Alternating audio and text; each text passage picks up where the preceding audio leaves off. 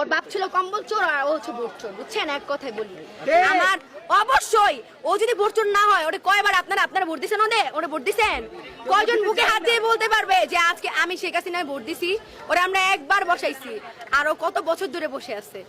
আচ্ছা, ওর কি একটু ইগোতে লাগে না ভাই? এত মানুষ, আমি ওর হাঁটুর সমান বয়সের হয়তো হব, আমি বলতেছি এত মানুষ ওরে চায় না, ও তাও নির্লজ্জের মতো ওইখানেই বসে আছে। আমার এই ইন্টারভিউটা দেখার পর হয়তো ও আমাকে আমারও গুম করে দিবে, কারণ ওর কোনো বিশ্বাস নেই। ওর পুরো ফ্যামিলি হচ্ছে একজন ব্রিটিশ, একজন আমেরিকান, একজন খ্রিস্টান।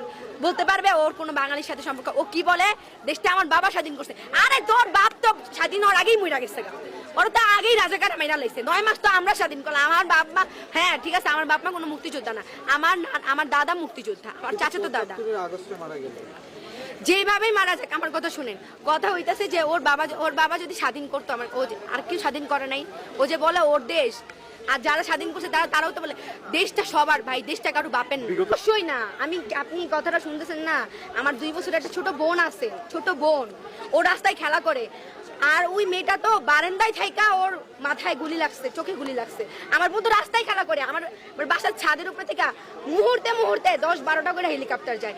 একটা হেলিকপ্টার যদি আমার 2 বছরের বোন, ওর যদি বুলেট লাগে কোথাও, ও তো ওখানেই মরে যাবে। ওরা যে নিয়ে ডাক্তারখানায় যাবো, আজকে আমার বোনটা আমার আপু করে আসে, আমি এটা চিন্তা করছি যে ওই যে ছোট মেয়েটা, ওটা যদি আমার বোন হইতো, তাহলে আজকে আমার যে বোন হইতো, যদি আমি কি বের হইতাম না?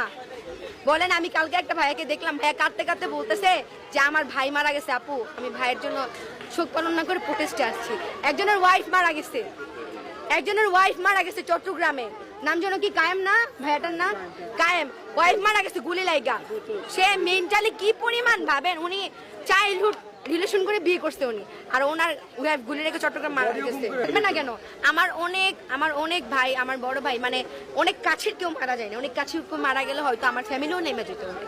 আমার ফ্রেন্ড অনেকের গুলি লাগছে। আমার একটা ফ্রেন্ড, মানে আমার 3টা ফ্রেন্ড ছিল, ফ্রেন্ড না বড় ভাই বলতে পারেন, কিন্তু অনেক আগে থেকে চিনি, জন্য ফ্রেন্ড বলি। তো হচ্ছে আমার কলেজের বড় ভাই, ওরা যখন 18 তারিখ প্রোটেস্টে গেছে, তো ওরা নাকি নর্মালি দাঁড়ায় আছে, ওরা প্রোটেস্টে নামেও নাই। তো হচ্ছে এমনি নর্মালি দাঁড়ায় আছে, তো ওর সাথে একজনকে গুলি করছে, গুলির সম্পূর্ণ রক্ত, ওর সাদা টি-শার্ট ছিল, ওর গায়ে লাগছে। এত ভয় পেয়েছে ও, তারপর থেকে আর প্রোটেস্টে নামে নাই, কারণ ও বাবা মার একমাত্র ছেলে। কোনো বাবা মা কি চায়? আমার এমনও হয়েছে, আমার ওই 18 তারিখ প্রোটেস্টের পরে আমার অনেক ফ্রেন্ডদের গ্রামে নিয়ে গেছে তার বাবা মা। নিতেই পারে এটা, কোনো বাবা মা চায় যে তার সন্তান মারা যাক? চায়। তার অনেকে বলে কি আমার একটাই ছেলে। আরে ভাই, একটা ছেলে হোক আর 10টা ছেলে হোক, মায়ের কোলে একটা সন্তানের কিছু হইলে মায়ের বুকে লাগে, সেটা একটা আর 10টার কথা না। আর শেখ হাসিনা কান্না করে বলে যে আজকে হচ্ছে আমার কোল কি জানো, কোল খালি, মানে মায়ের বুক খালি, কি হইলে আমি কি বুঝি না?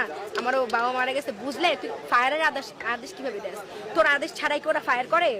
তুই আর্মি নামাই দিছিস, বিজিবি নামাই দিছিস, আনসার নামাই দিছিস, পুলিশ নামাই দিছিস, তোর আদেশ ছাড়াই কি ওরা ফায়ার করে? আমি এমন পুলিশও দেখছি যারা হেলিকপ্টার থেকে আমাদের ক্ষমা চাইতেছে, বলতেছে আগাই যান। এমনও পুলিশ দেখছি আমরা।